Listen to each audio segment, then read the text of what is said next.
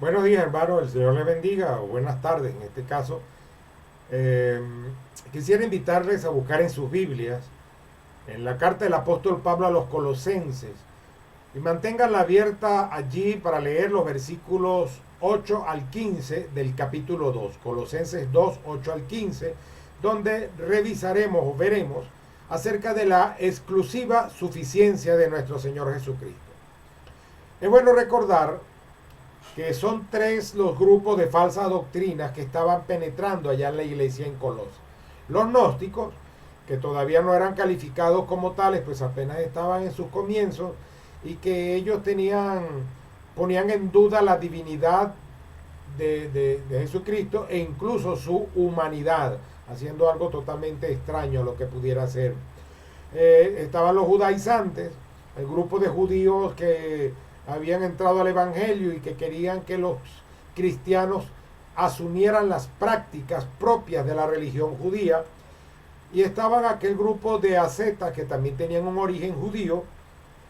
Por eso algunos comentaristas no los distinguen o separan como tal, sino como lo hacen parte de un todo, que en este caso ellos imponían una cantidad de prácticas o de limitaciones alimentarias.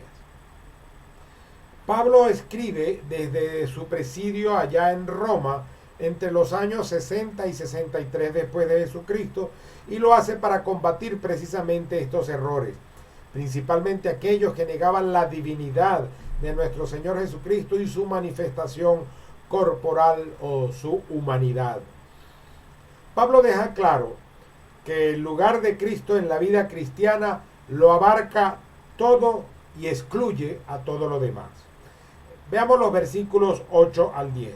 Comienza el versículo 8 y dice: que nadie os engañe. Esta palabra engañe, el término que se usa, se puede aplicar a un mercader que trafica con aquellas personas que habían sido sometidas y entonces esclavizadas. Habían sido sometidas a un pueblo conquistado y entonces al ser sometidos los esclavizan y los vendían como esclavos. Esa palabra, que nadie os engañe, se engañe, aplica a este tipo de prácticas. Los herejes ofrecían una filosofía que consideraban como una necesaria añadidura al Evangelio y a la doctrina de Cristo. Fíjense, una necesaria añadidura. O sea, el Evangelio era incompleto. Nosotros, esa es una de las características de las sectas y de las falsas religiones, una añadidura a la palabra de Dios. Normalmente tienen un profeta que supuestamente les da la revelación, como cuáles, como Ellen White, como Rutherford, o Russell, o José Smith, o Joseph Smith, o sí, Ellen White, William Marion Branham, o William Soto Santiago. Bueno, todo eso son una añadidura a la doctrina y del Evangelio, a la verdadera fe. Entonces, esto se convertía en un evangelio disfrazado de filosofía. No era una revelación divina. Más adelante en los versículos, bueno, más adelante vienen las calificaciones, pero eso lo veremos luego. Eran legalistas, versículo 16. Eran místicos, versículo 18. Tenían un culto a los ángeles. Eran ascéticos o eran ascetas. Ponían en un duro trato al cuerpo, con las limitaciones y con las cosas que ellos imponían. Pablo califica esa doctrina como una filosofía y una tradición de los hombres que era contraria precisamente al Evangelio. Cuando los califica de principios elementales o principios rudimentarios, nos está diciendo que ponerles atención a esas enseñanzas era como ir en un retroceso. Es como que tú, después de ser bachiller, bueno, vuelvas al primer grado para aprender a leer. En estos días, en estos tiempos, conozco profesionales, estudiantes universitarios, que pareciera que tienen que volver al kindergarten, al primer grado, para aprender a escribir, para aprender ortografía, para aprender gramática, para aprender sintaxis, para aprender redacción. porque por cualquier lugar que uno los mire, nada de eso se nota. Pareciera que les regalaron la nota o que salieron de una de las misiones propias de las que se tienen acá gubernamentales. Entonces, prestarles atención era como retroceder, era como volver al abecedario, volver a lo más rudimentario de la fe. Se refiere a ello de manera más específica a estas citas de los seres angelicales y estamos refiriéndonos a seres angelicales malignos. Recordemos que los demonios eran ángeles, pero fueron ángeles caídos, ángeles que obedecieron a Satanás y que le siguieron en su sublevación celestial. Y estos seres angelicales malignos estaban asociados o eran considerados asociados a las fuerzas y a los fenómenos de la naturaleza. Prestarle atención a esas fuerzas o fenómenos de la naturaleza era como negar la fe y volver a un rudimento que extraño a la fe cristiana.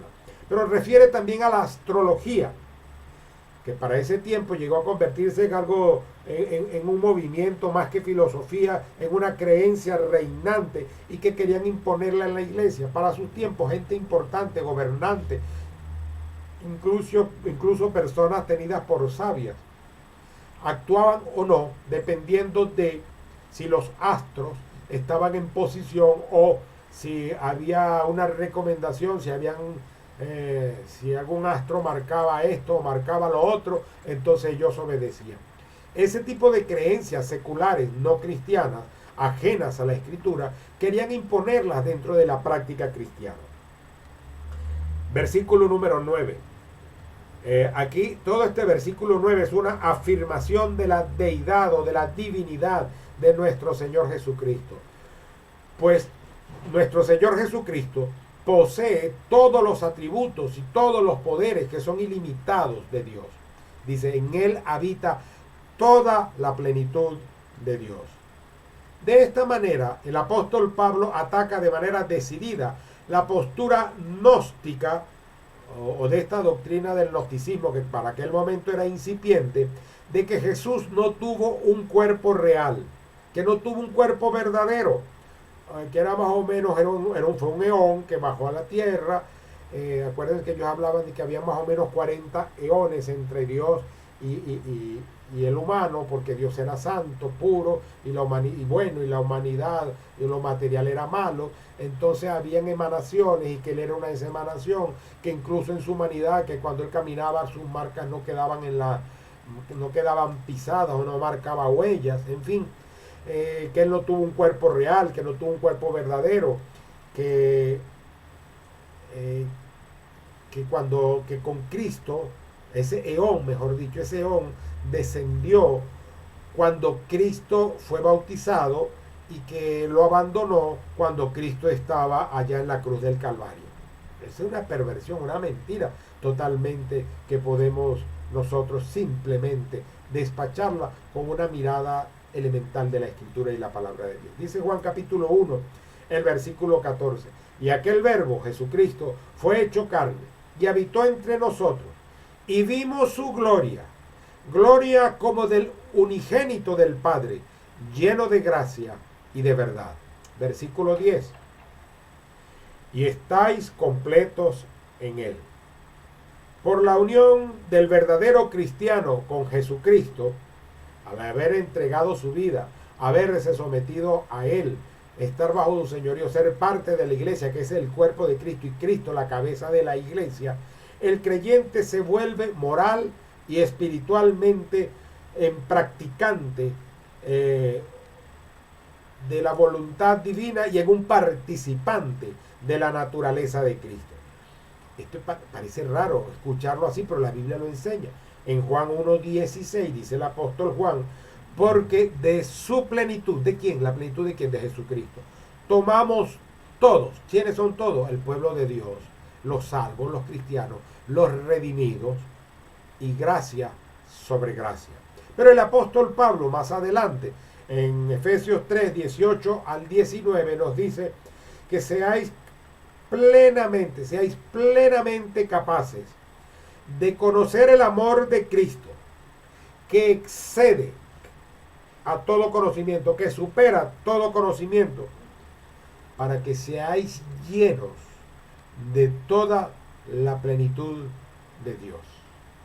Ese conocimiento que parece inalcanzable llega a ser alcanzable cuando la plenitud de Cristo viene habitando en nosotros y habita a través del Espíritu Santo. La plenitud que habita en Cristo se infunde a los que estamos unidos en Él hasta que estamos completos o hasta que somos conducidos a la plenitud. Efesios 1:23, la iglesia, que es el cuerpo de Cristo, es la plenitud de aquel que todo lo llena en todo, la plenitud de Cristo. La iglesia es la plenitud de Cristo. Solo la unión con Cristo es suficiente porque Él es cabeza de todos los demás poderes. Nada se puede agregar a la salvación, a la redención o a la santidad imputada, a la santidad o santificación que Jesucristo nos da. Cuando usted observa cualquiera de las cartas del apóstol Pablo, él se está refiriendo a los santos, a los redimidos, a los santificados. ¿Por qué? Porque cuando recibimos a Jesucristo hemos sido santificados, apartados, escogidos para Él. Hay otra santificación que es un proceso que nace cuando crees en Cristo y que finalizará cuando estés en la presencia de Él allá en la gloria celestial. Pero ese proceso de santificación, que es distinto a esta santificación que está acá, son dos santificaciones distintas. Una que se te imputa por la santidad de Cristo, que es con la que eres revestido, y otra la que vas logrando con tu consagración, con tus renuncias, con tu entrega, con tu consagración a Jesucristo como Señor y Salvador. En los versículos 11 y 12 nos habla de dos tipos de circuncisión, una real y otra falsa. La circuncisión física, el corte del prepucio del hombre, del aparato genital masculino, es real porque es un corte, pero es falso en el significado y en la práctica para el Evangelio. Los falsos maestros exigían que los cristianos gentiles fueran circuncidados porque era marca del pueblo de Dios. Ahora, esta circuncisión física sí era una marca del pueblo elegido de Dios en el Antiguo Testamento, pero recuerden que el pueblo cristiano es el pueblo elegido y es el nuevo Israel, es el nuevo pueblo de Dios, es el pueblo escogido, y donde esta circuncisión es del corazón, no física, no material. Entonces, Génesis 17:10 tenemos esa lección que aplica o aplicaba para el mundo judío antes de Jesucristo. Este es mi pacto, Génesis 17:10, que guardaréis entre mí y vosotros y tu descendencia después de ti. Será circuncidado todo varón de entre vosotros. Ahora, la circuncisión era la marca externa del hombre consagrado internamente a Dios. Cuando el hombre, el judío de nacimiento, se aparta de Dios, por muy circuncidado que esté, no está consagrado a Dios y está completamente apartado de Dios. Pero la consagración no consistía entonces en la circuncisión de la carne, sino en el eliminar todo lo que fuera contrario a la voluntad de Dios en la vida. Por eso en la Biblia se nos dan tantas admoniciones como crucificad al viejo hombre, despojaos del viejo hombre, vestidos del nuevo hombre, sed llenos del Espíritu, porque son acciones o son decisiones que solamente nosotros podemos tomar. La verdadera circuncisión es la eliminación entonces de toda aquella parte de la naturaleza humana que nos pone en oposición a Dios y que solamente Jesucristo puede realizarlo.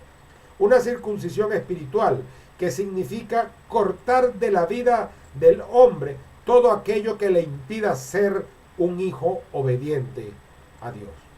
Los creyentes en Colosas, ellos provenían directamente del paganismo.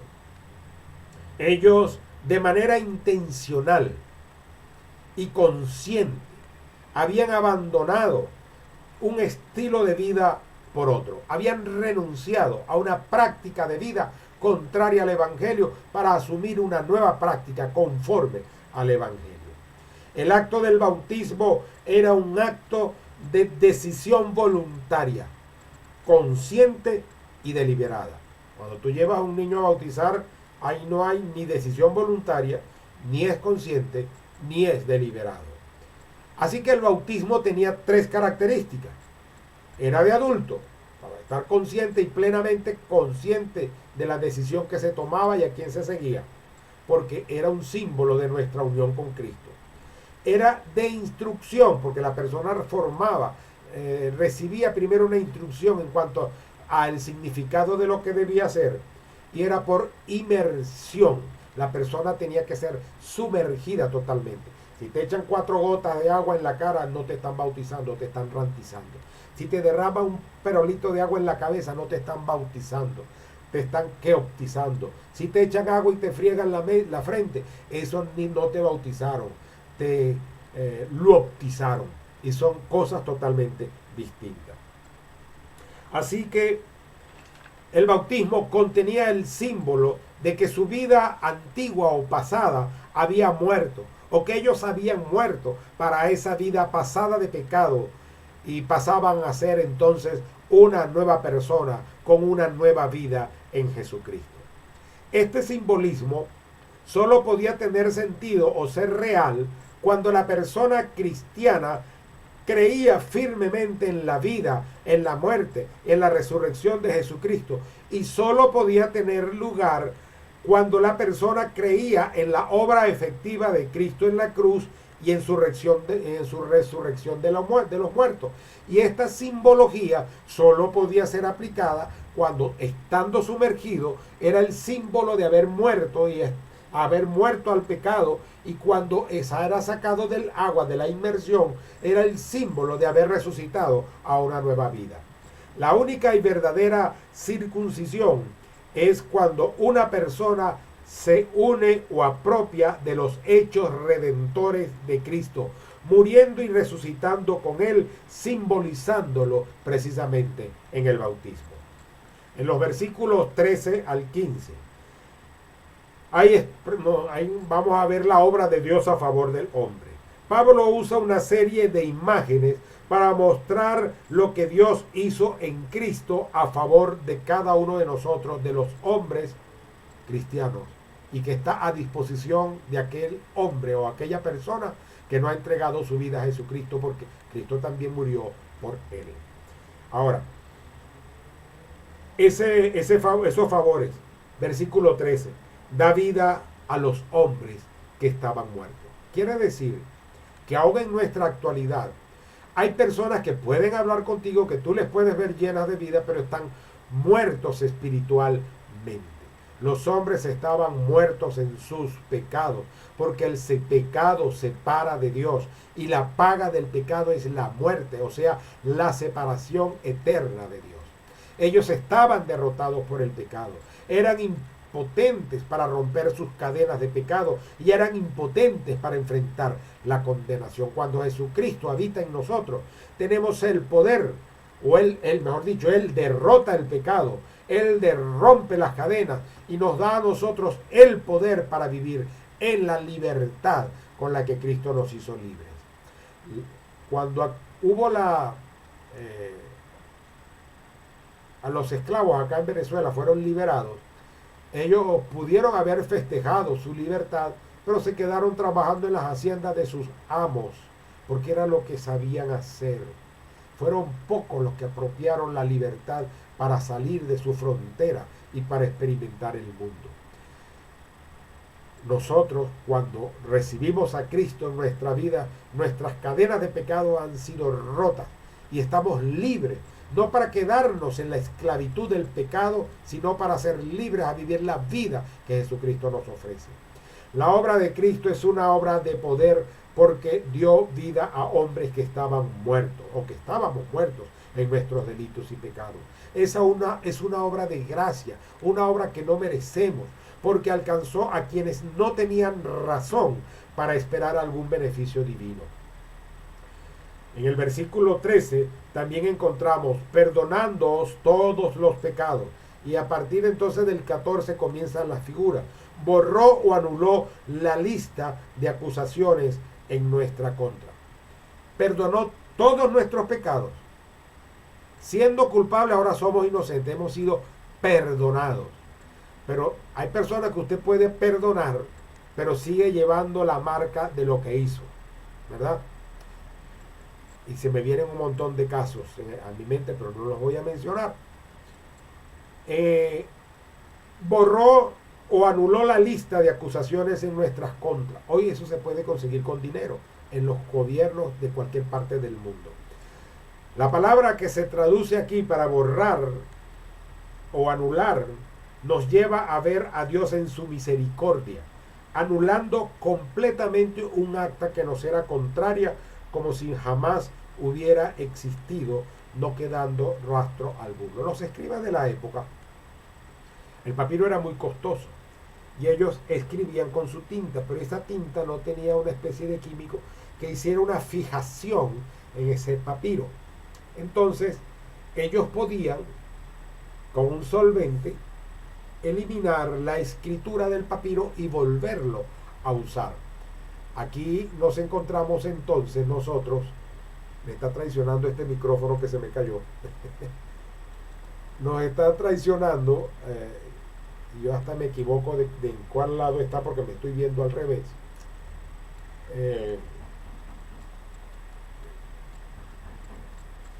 Ok,